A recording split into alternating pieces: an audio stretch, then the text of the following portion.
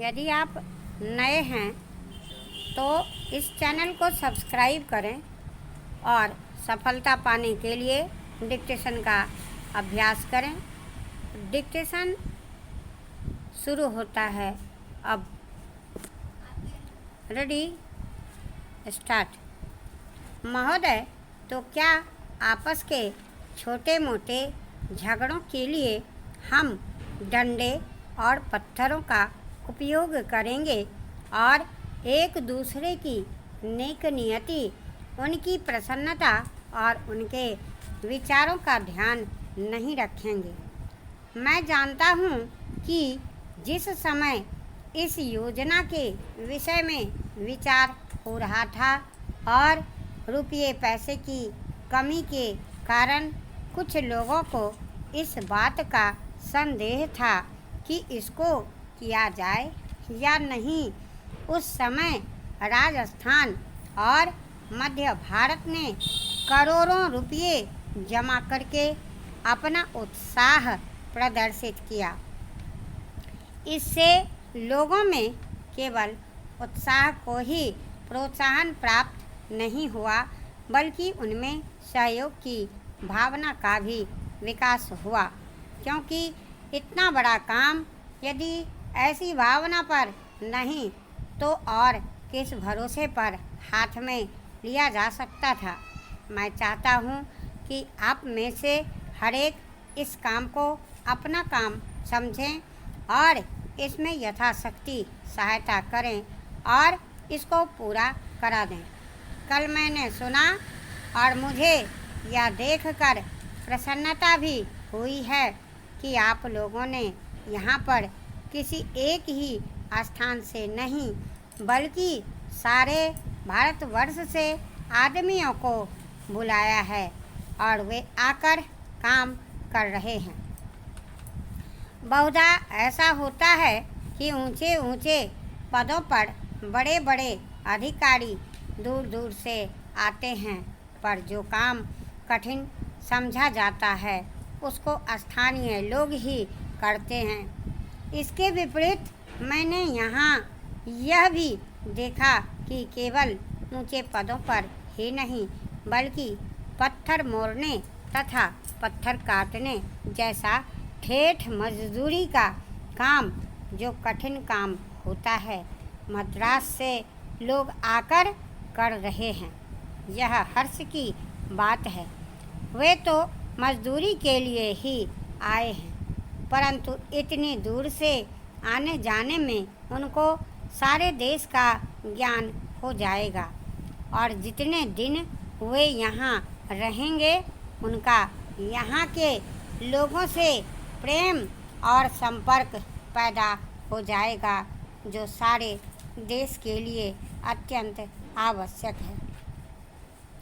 यह देश इतना बड़ा है और इसके निवासी इतने अधिक हैं कि जब तक सब राज्यों के लोगों का परस्पर थोड़ा बहुत परिचय कराने का विशेष प्रयत्न नहीं किया जाएगा, तब तक सबका सहयोग नहीं मिल सकता। हमारे पूर्वजों ने इस सारे देश को सदा ही एक माना और इसलिए जब शंकराचार्य जी ने दिग्विजय की तो उन्होंने हिंदुस्तान के चारों कोनों में 4 मठ स्थापित किए। प्रत्येक स्त्री पुरुष के लिए चारों मठों का दर्शन करने का महात्म्य बताकर उन्होंने सब लोगों के हृदय में सारे देश में घूमने और सारे देश को जानने की एक अभिलाषा भी पैदा कर दी। यही कारण है कि आज सारे भारतवर्ष के लोग चारों मठों के दर्शन को ललायित हैं। सभापति महोदय, जिस विधेयक पर इस सदन में चर्चा हो रही है उसका इस देश के अधिकांश लोगों ने और इस सदन में भी अधिकांश सदस्यों ने स्वागत किया है। इसलिए इसमें दो राय नहीं हो सकती कि यह विधेयक जन उपयोगी है। यह सही है कि कुछ लोगों ने जिनके निहित स्वार्थ हैं इस विधेयक का विरोध करने की हिम्मत की है। ऐसे लोगों में जनसंघ और स्वतंत्र पार्टी जिनकी पूंजीवादी नीतियां हैं उनका विरोध करना स्वाभाविक ही है। मैं आपके माध्यम से मंत्री महोदय से कह रहा था कि जहां तक विधेयक का स्वागत करने का सवाल है यह जनोपयोगी है।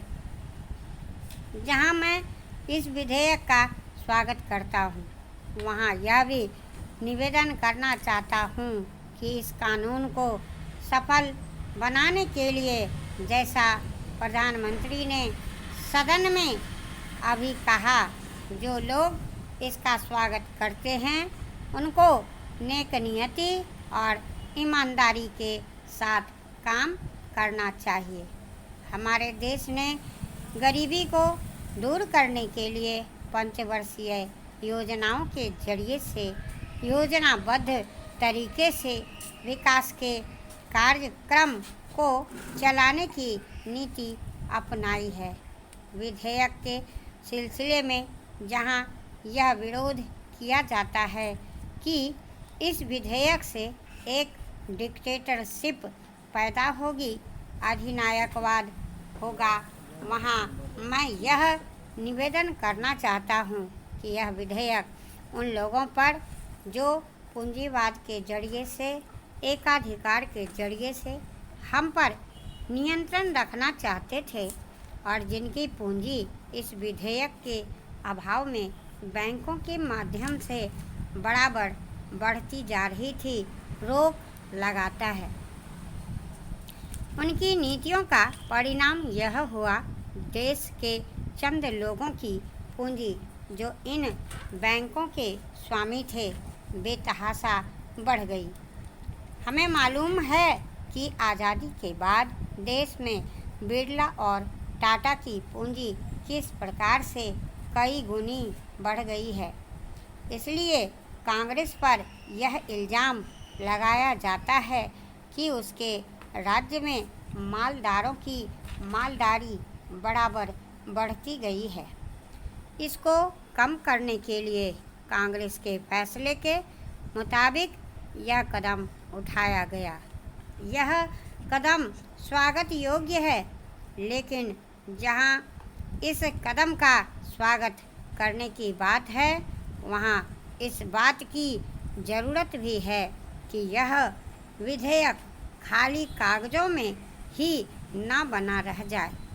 आज के ज़माने में हमारे शासन में जिस तरह से नौकरशाही का बोलबाला चला आ रहा है, जिसको यह सरकार खत्म नहीं कर सकी है।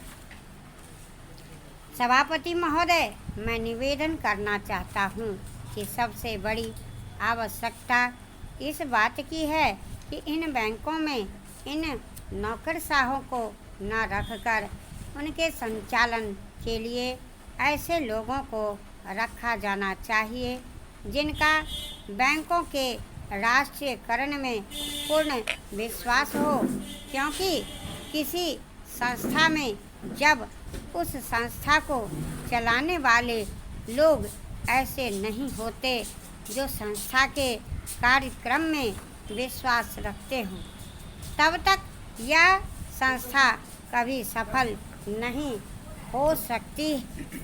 मेरा कहना यह है कि हमारे देश में पब्लिक सेक्टर अंडरटेकिंग्स सदा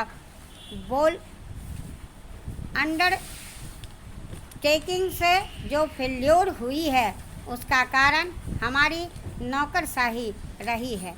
जिस नौकरशाही को समाजवाद में कतई भरोसा नहीं है, उसका सदा बोलबाला रहा है।